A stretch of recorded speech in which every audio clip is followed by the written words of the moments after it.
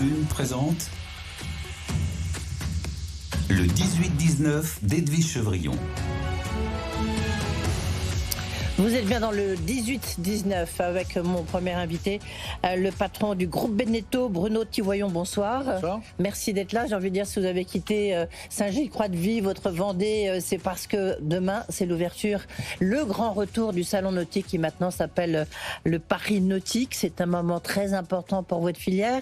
Je crois grosso modo, c'est à peu près un tiers. La clientèle de l'Île-de-France, parisienne au sens large du terme, c'est à peu près un tiers de la clientèle des bateaux?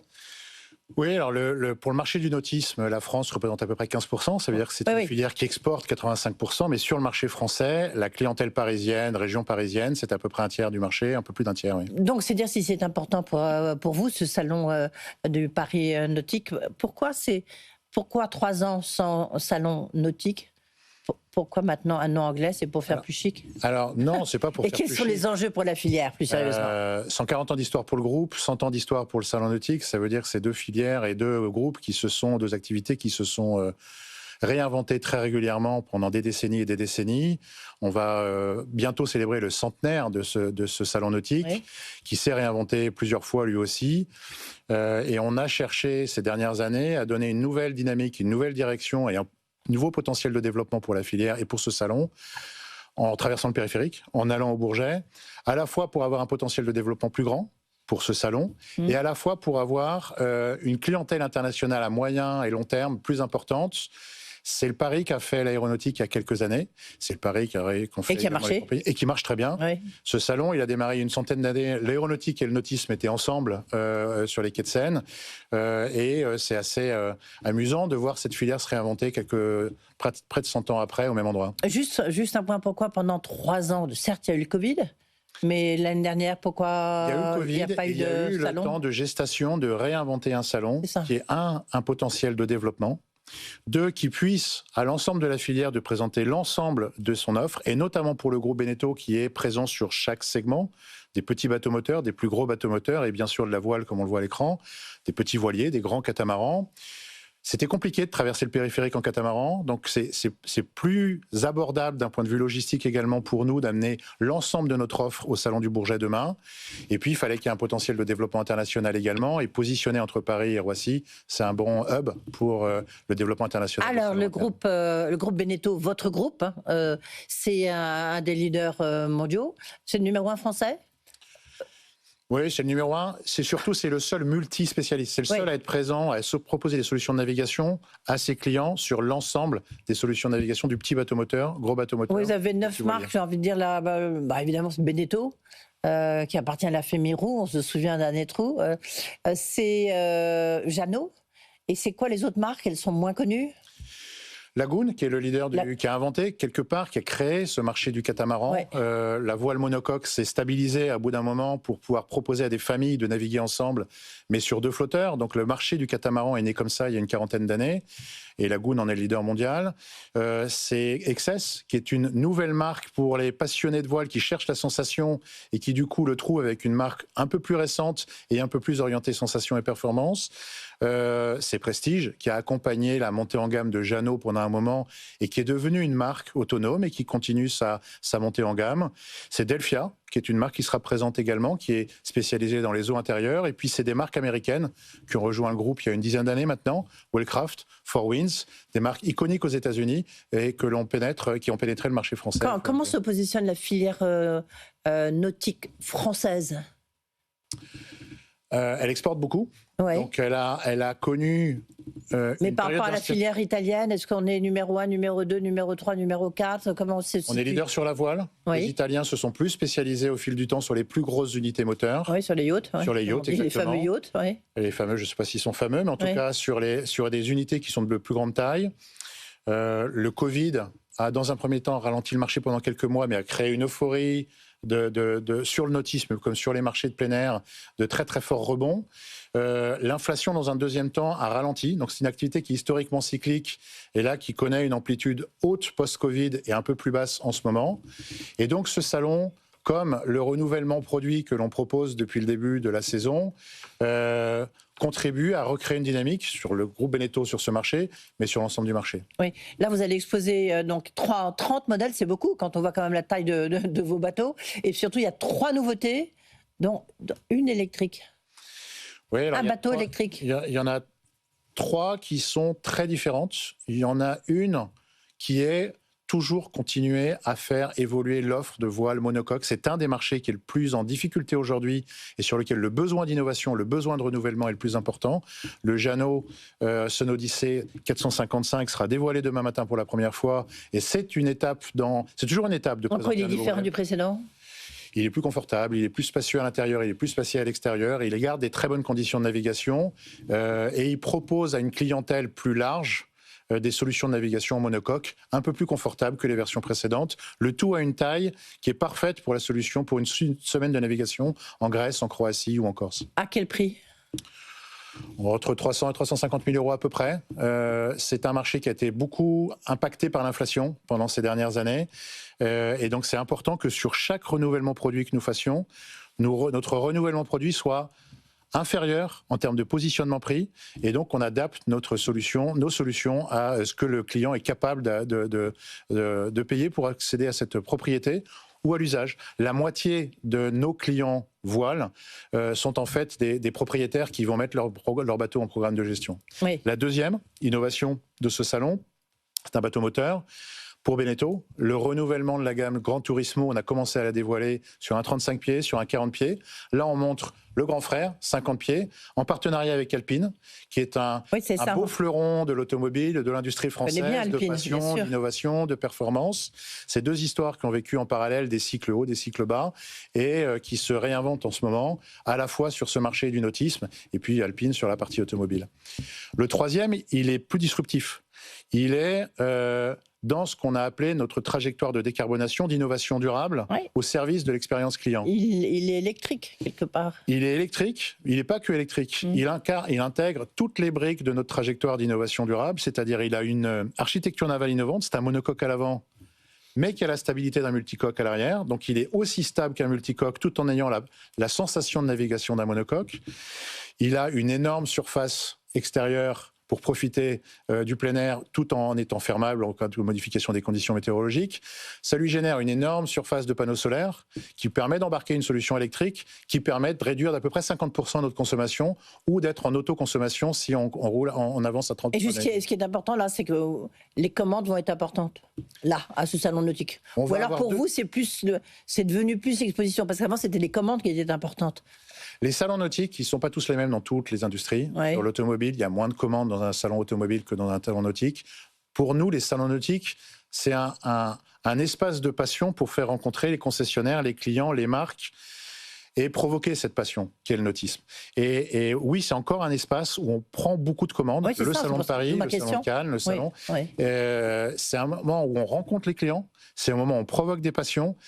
Il y en a beaucoup qu'on va signer, qu'on va concrétiser, qui se sont amorcés il y a quelques semaines et qui vont se concrétiser pendant le Salon de Paris. Il y en a beaucoup qui vont se préparer pendant le Salon de Paris et se concrétiser dans quelques semaines. Est-ce que le nautisme a vous avez le vent en poupe, le groupe Beneteau, même si vous allez avoir en 2025 un chiffre d'affaires un petit peu inférieur, je crois, en dessous de 900 millions par rapport à ce que vous faisiez l'année dernière, qui était un peu plus d'1 milliard. C'est ça, grosso modo, les ordres de grandeur? C'est ce que je disais. Une euphorie post-Covid, un ralentissement de marché dans lequel il a fallu accompagner nos réseaux de distribution pour qu'ils écoulent ce qu'ils nous avaient commandé pendant la période euphorique. Et puis là, on est dans une période où on a accéléré notre renouvellement produit. On lance 66 modèles en 3 ans. C'est à peu près 50% de plus que les 3 années précédentes, à la fois pour continuer la montée en gamme et l'accompagnement de nos clients, à la fois pour renouveler, rendre plus accessible l'entrée de nos gammes qui ont été pénalisées par l'inflation pendant ces 3 dernières années. Encore une question sur la clientèle française. Est-ce qu'il y a une question de pouvoir d'achat là? Parce qu'on en parle beaucoup, ça c'est ma première question, puis après j'en ai une deuxième, je la garde.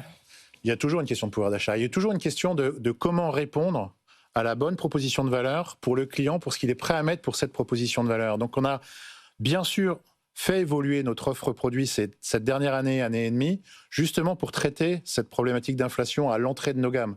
Un client, on l'accompagne pendant 20 ans dans son parcours de navigation, mais il faut l'accompagner dès le départ, puis l'accompagner ensuite et lui proposer des solutions à la fois sur le plan produit, mais à la fois sur le plan des services qu'on lui propose. On propose aussi des solutions d'économie du partage, en proposant à certains membres d'être membres d'un boat club et donc de partager l'usage d'un bateau, ou à certains propriétaires d'être propriétaires de leur bateau, mais également d'avoir des membres qui vont utiliser avec eux ce bateau, ce qui va leur permettre de payer la maintenance, de payer les places de port, de payer l'assurance et d'amortir une partie des coûts, comme vous le dites. Est-ce que les places de port, c'est pas trop cher en France ? C'est cher. C'est cher, ça dépend des places de port, ça dépend des ports, ça dépend des endroits. Un peu moins qu'il y a quelques temps. C'est une question de disponibilité plus que de coût.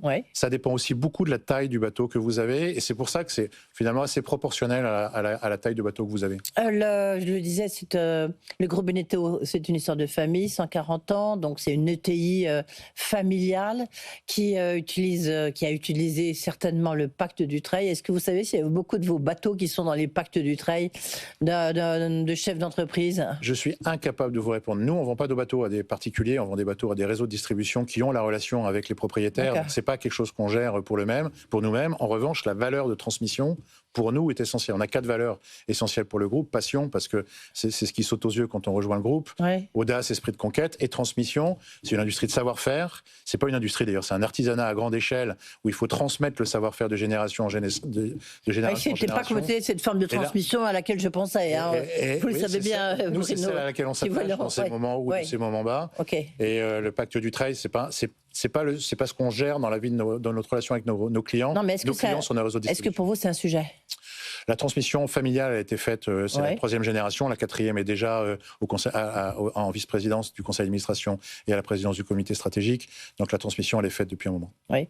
Est-ce que pour vous, tout ce qui se passe lorsque vous observez en tant que chef d'entreprise, vous êtes typiquement l'entreprise ETI à 1 milliard, en plus implantée dans les territoires, est-ce que c'est ce qui se passe, vous réagissez comment lorsque vous voyez ce qui se passe à Paris, là, sur le budget, sur le Sénat, sur les... Il faut raisonner sur un temps long dans le nautisme. C'est une affaire de cycle. Donc tous les bateaux qu'on ne vend pas en ce moment, c'est ceux qu'on vendra après-demain ou ceux qu'on a vendus hier ou avant-hier. Donc vous n'êtes pas effaré par ce qui se passe au niveau... L'industrie, elle fonctionne mieux en période de stabilité, en période de confiance des marchés. En revanche, c'est ce que je disais tout à l'heure, ça nous concerne à hauteur d'à peu près 15% de notre chiffre d'affaires sur les segments sur lesquels la question du pouvoir d'achat est centrale. Donc il faut relativiser l'impact pour nous de ce qui se passe sur le paysage français. Oui, et bien justement, ça fera le lien. Vous avez vous avez des sites en France, essentiellement, mais pas que. Vous produisez aussi, je crois que vous avez ça dans le Michigan, vous en avez une en Italie, vous en avez une, il m'en manque une en Asie, je crois. En Asie, en Pologne. En Pologne. On est 6500 collaborateurs dans le groupe, 4500 en France, 2000 à l'étranger. On a un schéma directeur qui est finalement assez clair, mais qui est clair depuis longtemps finalement. La stratégie de montée en gamme en France permet de continuer à faire le développement par l'innovation et par la montée en gamme des sites français. Et les plus petites unités sont faites en Pologne pour le marché européen et aux États-Unis pour le marché américain. D'accord. Donc vous conduisez essentiellement quand même si la France n'est plus que 15% de votre chiffre d'affaires, vous continuez à produire en France. Oui, c'est notre modèle industriel, fabriqué en Europe pour exporter dans le monde. C'est possible à condition d'innover, c'est possible à condition de renouveler, et c'est possible à condition de continuer à monter en gamme. Et pourquoi ? Parce que c'est le renouvellement qui provoque le besoin. C'est provoquer des innovations, provoquer de la passion par un nouveau design, une nouvelle silhouette, des nouvelles formes, des nouveaux solutions d'aménagement à l'intérieur, à l'extérieur, des nouveaux espaces de vie. C'est ça qui va faire qu'un bateau va être différent et qu'un propriétaire aura envie de le renouveler, ou qu'un locataire aura envie de passer une semaine en location dessus, en Grèce, en Croatie, en Corse. Mais notre modèle est vraiment d'être... sur un outil industriel européen qui exporte mondialement, avec des productions de plus petites unités en Pologne et des plus grandes unités en France. Les très grosses unités sont faites sur des sites de fabrication qui sont pieds dans l'eau, comme on dit, c'est-à-dire dont les bateaux peuvent être expédiés par la mer, à Bordeaux et effectivement en Italie pour le second. Et c'est important de conserver ce modèle-là aussi, parce que Je disais, c'est un modèle cyclique, mais les pays ne sont pas tous sur les mêmes cycles au même moment. Et avoir des activités qui sont cycliques, avec les États-Unis qui ralentissent à un moment, l'Europe ensuite, les États-Unis qui redémarrent et l'Europe ensuite, ça permet d'écrêter finalement ces phénomènes de cycle. Donc c'est un modèle fort de notre modèle industriel, de l'industrie de la voile en particulier partout en France. C'est ce qui fait, parce qu'on s'en souvient aussi, l'histoire quand même, Beneteau, même si c'est une société qui reste, qui a connu des hauts et des bas, on va dire ça comme ça. Il y a eu des moments difficiles. Là, vous avez connu des moments d'euphorie, vous l'avez dit, post-Covid. Ça a été un peu plus dur. Vous espérez que 2026 soit meilleur? On n'espère pas, on provoque le fait que le rebond arrive, on provoque par l'innovation, on provoque par le renouvellement de notre offre. Oui, ça, si vous l'avez dit, si vous l'avez dit, redit. Le salon nautique en fait partie, c'est-à-dire qu'on va au-devant de nos clients parisiens qui représentent le tiers du marché français. On les a pas vus depuis 3 ans. Ça fait 3 ans qu'on leur a pas montré ce qu'on a amené sur le marché depuis 3 ans. Donc ça fait partie de provoquer le rebond. Le produit, la montée en gamme, le produit, le renouvellement de l'entrée de gamme, et puis aller au contact. Il y aura combien d'exposants à ce salon Il y en aura 250, du Bourget, tout compris. Pardon ? 250 entre les fabricants de bateaux, les équipementiers, les services, et il y aura à peu près 200 bateaux. Et donc, vous espérez combien de personnes ? Je suis incapable de dire, parce que c'est la première fois qu'on va au Bourget. Je pense qu'il y en aura peut-être un peu moins quand il était porte de Versailles, mais que ceux qui feront l'exercice de passer le périphérique seront très bien accueillis et seront ceux qui seront les plus motivés. Encore une fois, nous, on va découvrir cet endroit pour la première fois, mais ceux qui exposent là-bas en sont très contents. Et donc, du coup, c'est ce qui nous donne beaucoup d'espoir pour ces... Quels sont les principaux acheteurs, en fait ? Ce sont quoi, des Américains ? Ce sont qui, des...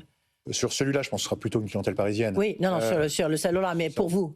Pour nous, la France représente 15%, les États-Unis 25%. Oui, c'est ça, donc, une partie qu'on fabrique localement, 5%, une partie qu'on exporte depuis l'Europe. L'Asie-Pacifique représente à peu près 10%. Le reste, c'est la clientèle des sociétés de location qui exploitent leurs bateaux, Croatie, Grèce, Italie, Corse, Caraïbes, et puis même avec des bateaux qui traversent l'Atlantique pour avoir la saison d'hiver et la saison d'été. Est-ce que vous êtes impacté par les droits de douane ? On est bien sûr impacté par les droits de douane. On l'a été plus en début d'exercice. Vous rentrez dans quelle catégorie, j'ai envie de dire ? 15%. Pour la catégorie 15%, c'est comme ça que je la définis. Mais on a été presque plus impacté pendant le premier semestre, quand c'était un aléa et une incertitude, que maintenant que c'est une certitude. Donc là, les clients américains, ne sachant pas sur quel pied danser, étaient plus dans l'attentisme sur le premier semestre. Bon, maintenant qu'ils savent que c'est 15, maintenant qu'ils connaissent le prix, maintenant qu'ils savent les conditions d'exploitation, savent prendre une décision. Et donc, on est presque moins impacté sur le second semestre qu'on l'a été sur le premier. Ouais. Et donc là, c'est un gros enjeu. C'est 4 jours importants pour vous, on peut dire ça comme ça. C'est 4 jours importants pour nous, c'est 4 jours importants pour la filière, c'est 4 jours pour le groupe, pour exposer à nouveau. Garder un rythme de présentation de nouveautés sur chacun des segments. Le salon de Cannes était important pour nous parce que ça donnait le ton de la saison. C'est un salon plus de concrétisation de tout ce qu'on a montré. Mais les Parisiens ne vont pas forcément à Cannes, ne vont pas forcément à La Rochelle, ne vont pas forcément à Düsseldorf. C'était important, 3 ans après, de s'adresser à nouveau à eux. Est-ce que vous avez juste un problème de... Est-ce que vous n'avez pas de problème de formation ? Parce que pour faire vos bateaux, pour construire vos bateaux ? C'est un vrai sujet, pas plus maintenant qu'il y a 10 ans. C'est un métier très spécifique. C'est un vrai sujet de savoir-faire, de transmission de savoir-faire. Donc oui, on a un sujet de formation, bien sûr. C'est de l'artisanat. Donc l'artisanat a toujours un sujet de formation, mais on le gère. Et les périodes comme aujourd'hui, où nous sommes dans certaines de nos usines en activité partielle, en APLD, rebond, comme on dit, c'est aussi l'occasion pour nous, du coup, d'organiser des sessions de compagnonnage entre les plus expérimentés et les moins expérimentés qui vont devenir les plus expérimentés de demain. Donc, on a tous un sujet de formation. Et ces périodes de temps bas sont aussi les moyens d'organiser la transmission des savoir-faire. Eh bien, écoutez, on vous souhaite un très, très bon salon, parce qu'on voit que c'est important, ce Paris nautique. Donc, Salon du Bourget, 26 novembre, 30 novembre, ouvert au public. Et bien évidemment. Évidemment, que vous attendez de pied ferme. Merci Bruno Thivoyon d'avoir été avec nous. Merci beaucoup, bonne soirée. Le patron donc du groupe Beneteau, et dans un instant on va parler de l'Ukraine. On va en parler avec Jean-Louis Bourlange, ancien président de la Commission des Affaires étrangères, et le conseiller de dirigeant d'entreprise Édouard Tétrault. Puis on dira quand même un focus sur la France. Est-ce que la France est otage de ses politiques ? Vaste question, à tout de suite. Le 18-19 d'Edwige Chevrillon sur BFM Business.